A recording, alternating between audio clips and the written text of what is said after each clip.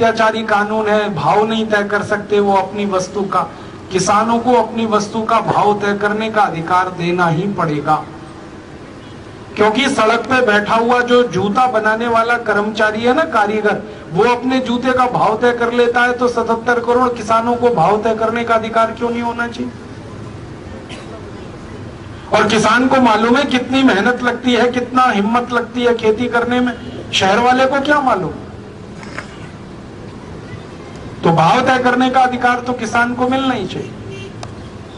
और अगर वो भाव ज्यादा लगता है सरकार को कि नहीं नहीं किसान का गेहूं, मैं तो कहता हूं 50 रुपए किलो गेहूं बिकना चाहिए, 55 रुपए किलो कपास बिकनी चाहिए, 45 रुपए किलो धान बिकना चाहिए, तो सरकार को लगता है ये भाव ज्यादा है, तो सरकार ऐसा करे किसानों को भाव देकर वो सस्ती चीजें दूसरों को बेचे।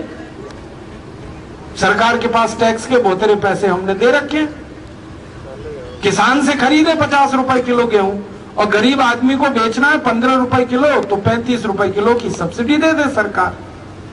टैक्स का हमने बहुतेरा पैसा दे रखा 20 लाख करोड़ का, उसमें से दे सरकार।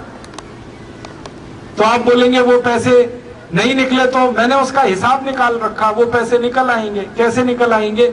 राष्ट्रपति से लेकर और आखिरी कर्मचारी जो है ना चतुर्थ क्लास का, सबकी तनख्वाहें कम कर दो, सब्सिडी के पैसे उसमें से निकल आएंगे। राष्ट्रपति को साल में 27 करोड़ रुपए खर्च करने को मिलता है, क्यों मिलना चाहिए? राष्ट्रपति है, कोई भगवान तो नहीं है ना। एक साल में 27 करोड़ खर्च करे राष्ट्रपति, और यहाँ एक आदमी को एक दिन में खर्च करने को 20 रुपए ना मिले, राष्ट्रपति को एक दिन में खर्च करने को 7.5 लाख रुपए मिले। ये कौन सा देश चला रहे हैं हम? राष्ट्रपति तो हमारे वोटों से चुना जाता है ना, मालिक तो हम है, नौकर तो वो है, और नौकर को हर दिन 7.5 लाख रुपए मिलते हैं खर्च करने को, और जो मालिक है देश का उसको 20 रुपए नहीं मिलते रोज खर्च करने को। ऐसा अत्याचार तो नहीं चलने देंगे इस देश में। हमारी तो योजना है कि राष्ट्रपति हो, प्रधानमंत्री हो, मुख्यमंत्री हो, राज्यपाल हो, इन सब लोगों को देश की सेवा फोकट में करनी होगी, तब तो राजनीति में आओ, नहीं तो अपने घर बैठो। ये तनख्वाह लेके टीए डीए एचआरए लेके भारत माता की सेवा होती है क्या? ये सब नेता आते हैं हमारे सामने, कहते हैं हमको देश की सेवा का एक मौका दो, ऐसे ही कहते हैं ना, देश की सेवा करनी है एक मौका दो, भारत माता की सेवा करनी है एक मौका दो। अपनी मैया की सेवा करने के लिए कोई तनख्वाह मांगता है? आप अपने घर में अपनी माँ की सेवा करते हैं, मान लो पैर दबाते हैं अपनी माँ के, तो अपनी अम्मा से कहते हैं अब टीए दे दे, मेरा डीए दे दे, सैलरी दे दे मुझको, और हर साल बढ़ा के दे, क्योंकि मैं पांव दबा रहा हूं तेरे। अपनी माँ की सेवा करने में कोई तनख्वाह मांगे, उससे ज्यादा फालतू फिजूल कोई आदमी नहीं है। और ये भारत माता की सेवा कर रहे हैं और पैसे मांगते हैं टीए डीए एचआरए। इन बेईमान नेताओं से पूछो कि भगत सिंह, उधम सिंह, चंद्रशेखर ने कौन सा टीए डीए लिया था देश की आजादी लाने के लिए? कितनी तनख्वाह मांगी थी उन्होंने? उन्होंने तो अपनी जवानी लगा दी इस देश के लिए। अगर वो अपनी जवानी लगा सकते हैं देश के लिए, तो आजादी के बाद के नेताओं को सेवा करने के लिए तनख्वाह क्यों चाहिए, टीए डीए क्यों चाहिए? मैंने एक दिन हिसाब निकाला, राष्ट्रपति से और नीचे कर्मचारी की सारी तनख्वाहें खत्म कर दो, 77,000 करोड़ रुपए बचेगा। उतने पैसे में किसान का गेहूं 50 रुपए किलो बिक जाएगा आराम से।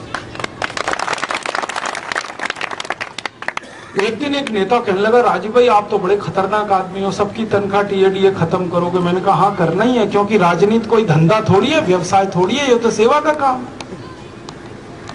आपके गांव में कोई मंदिर है, मान लो, मंदिर की सेवा करो, तो पैसे लेते हो क्या? क्यों लेंगे पैसे भाई? देश की सेवा करनी है, माता की सेवा करनी। तो कहते हैं जी हमारा भी तो पेट है, खाना खाना है। मैंने कहा खाने की व्यवस्था हम करेंगे, चिंता क्यों कर रहे? भूखे नहीं मरने देंगे तुम संसद में जाओगे, देश की सेवा करोगे, तो तुम्हारे भोजन पानी की व्यवस्था हम करेंगे। कहने लगे कहां करोगे? मैंने कहा संसद के पीछे बहुत बड़ा गुरुद्वारा चलता है,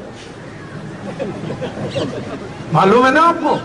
बिल्कुल संसद के पीछे गुरुद्वारा है और 24 घंटे लंगर है वहां, और बढ़िया लंगर है, मैंने खाया है कई बार। रोटी मिलती है बहुत अच्छी, दाल मिलती है, सब्जी मिलती है, बहुत स्वादिष्ट है। और कभी कभी दही भी मिल जाता है, और हलवा तो देसी घी का हमेशा ही मिलता है वहां। तो लंगर में खिलाएंगे सबको, 543 सांसद लोकसभा के, 250 राज्यसभा के, 850 लोगों का लंगर चलेगा। दिक्कत क्या है? कहने लगे ये विधानसभा के एमएलए, तो सब विधानसभाओं के आसपास एक एक गुरुद्वारा खुल जाएगा, सब विधानसभाओं के नजदीक लंगर चलेगा। क्या मुश्किल है? सरदार अभी इतने गरीब नहीं हो गए इस देश में, जो गांव गांव गुरुद्वारा खोल सकते हैं, वो विधानसभाओं के नजदीक भी गुरुद्वारा खुल जाएगा। वहां भी मिलेगा सबको भोजन पानी, तो सबको मिलेगा, भूखा कोई नहीं मरेगा। फिर कहने लगी जी की कपड़े भी चाहिए। मैंने कहा कपड़े भी दिलवाएंगे। भारत में करोड़ों किसान कपास पैदा करते हैं, उनसे कपास भांगेंगे भीख में, और उस कपास से कपड़े बनवा के दे देंगे सबको, कपड़े भी मिल जाएंगे।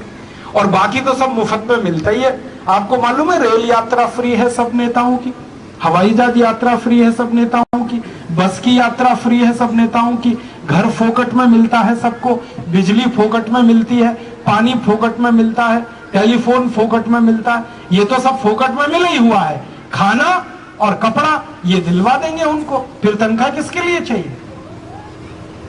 और जिनको तनख्वाह चाहिए वो अपने घर में बैठे, अपना धंधा करें, बिजनेस करें, पैसे कमाएं। ये राजनीति पैसे कमाने के लिए थोड़ी है। इस राजनीति को देश के लोगों ने खून से सींचा है भाई साहब।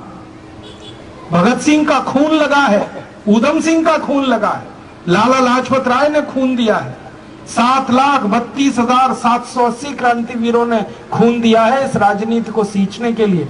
कोई धंधे के लिए नहीं है, बिजनेस के लिए नहीं है। राजनीति ऐसी बनाएंगे, और संसद और विधानसभाओं में ऐसे ही लोगों को चुनकर लेके जाएंगे जिनको तनख्वाह नहीं लेनी है, टीएडीए नहीं लेना है, एचआरए नहीं लेना है। जो भी पैसा है वो किसानों के लिए है, गरीबों के लिए है, अनाथों के लिए है, उनके लिए पैसा है। ऐसा देश बनाना है, ऐसे कानून बनाने हैं।